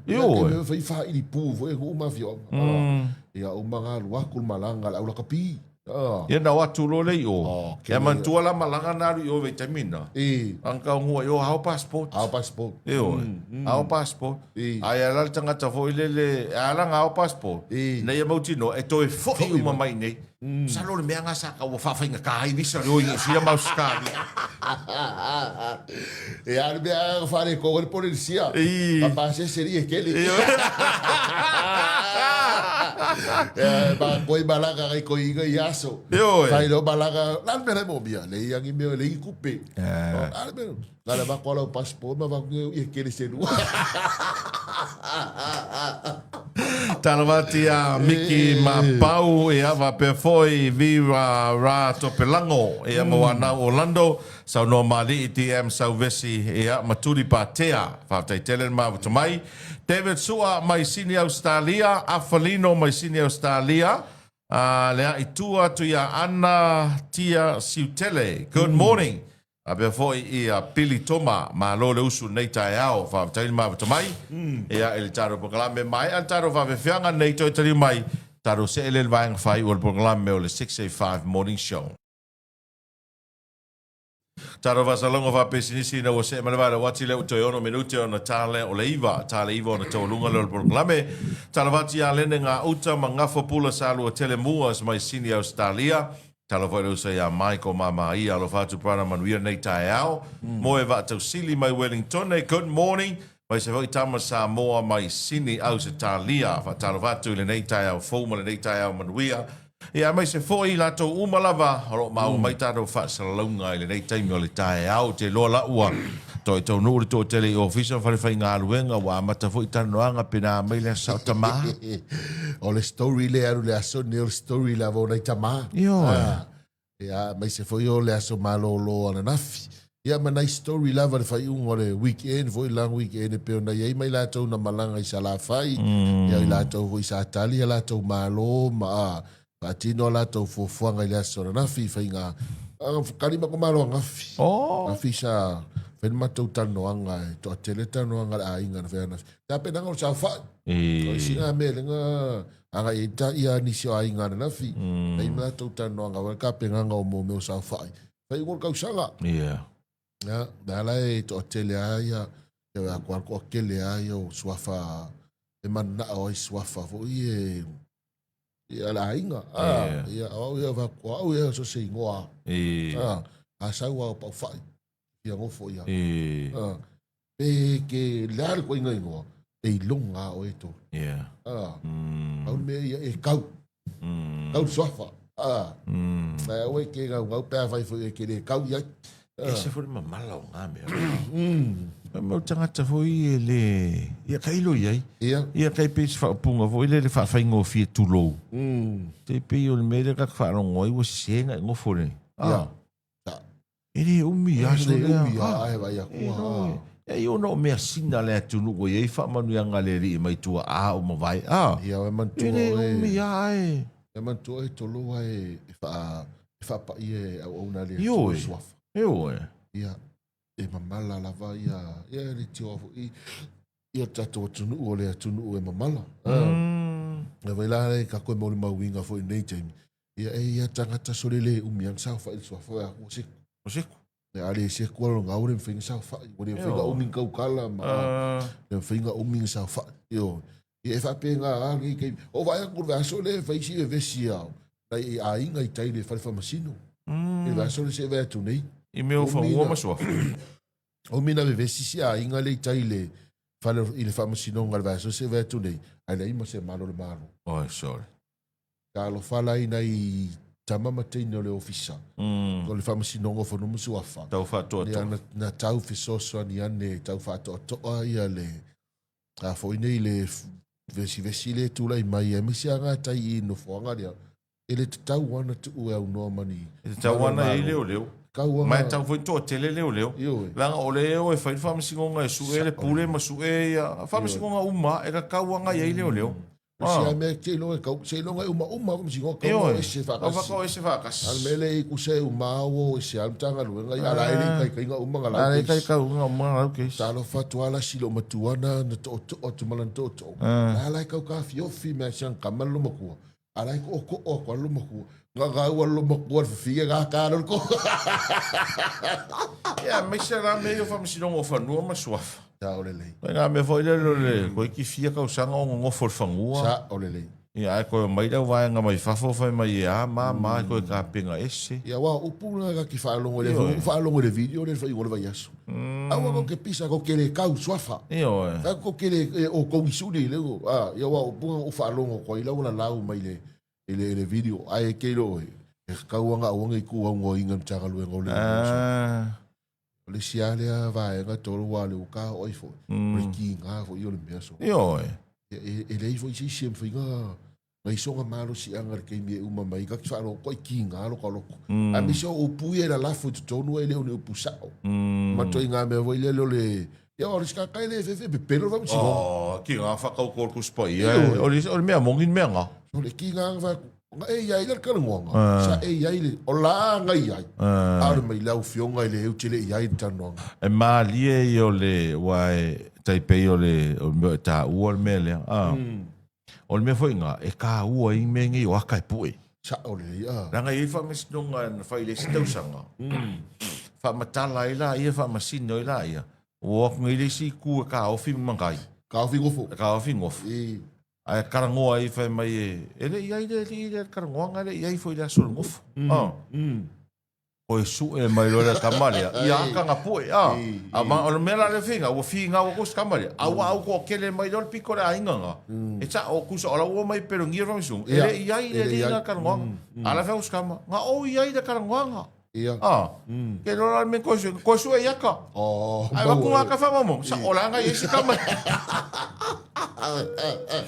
o le tau foi ngai o te pui sa o le ia ai mai se foi so se mea te alu ia e tam fai ai pu elector for your own records kai peida le lidang fa vale ya si finge for le i lumor sa mo commercial bank for le vai ke ia usa ola o sen ngai le link fai mai o le tangata le a nenga sa o le sa mo group on news le weekend o ga kale le fai le le afo le investment le avela o se lau ai mai lau li mafi o lau li mafi e se fingere ko i tespera despe se kupea va pero ia a ko ngor kari jor ka kar vili mai lo ke fongi fa mai o le te fa tali tu lu mai il sa mo commercial bank le vai kel e sa ro se finge ko e vili ke fongi sa vali ko la a ko sa la me e pe gang up fakas ia ka ngoro ka kale vili de seri pa confirm ia ala o pe pelo fa mai ka o le ngor fa pule a ko ko fongo ya lo sorry pa mai o e operate mai o le fongo fa vai a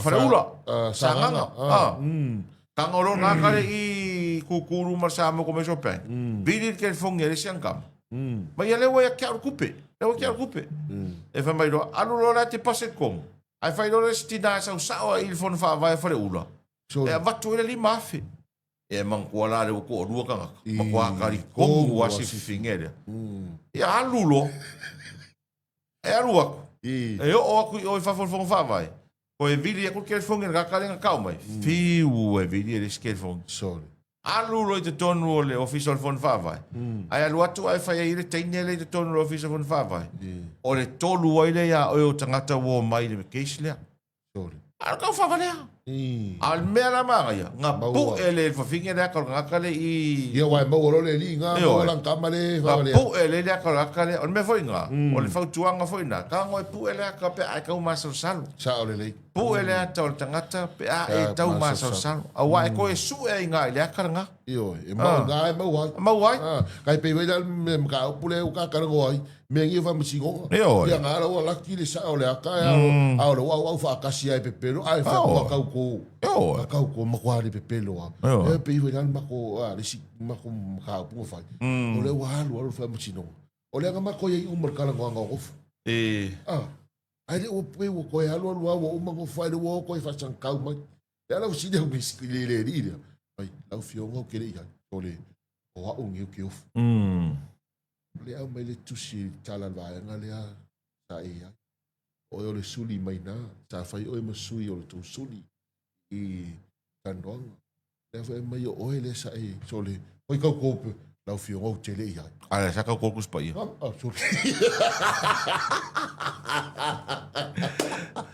wa ka ka la go ai ia o ngor ka ua foi o ngi ma ka upu tau e le tau tu au no ina leo sa o le lei tanto te le lo foi ia ngi vai aso ia wa ngi me fa msion so le kumu ia so e kumu fa msion ngal verso e no i tolo O i le simkanga luenga le kupea. Ai. Aso uma. Mai fa ulu ale kangi. No le pen, le ringi. Wak wal kangi le aso uma. Ia maleskalanga makai. Uma waku kupe le piri ko waku kupe le kangi. Ko kongi kupe fa msingonga. Ia nga. Ola. Sale le yara pala. Si le vai ga le kelele se le dio le maua. Fia le skalan makai. Sela kala. Sela kala makai. Ia fikanga la makai, fa ka ringa ia fenga. Ia makai ga. Ko sela malvar. Sela kala. Ko su a fe var sela kala. Kasi ya so ai. Ko su a fe. Man rio fa va ne so no. Ja, maar nu weet je het even wat te doen. Dat jij een beetje laat betalen. Nee, wij zijn gaan wenga. Taurunga bokla mal 6 morning show 6 va ponga. Ta leono ta fa so foi.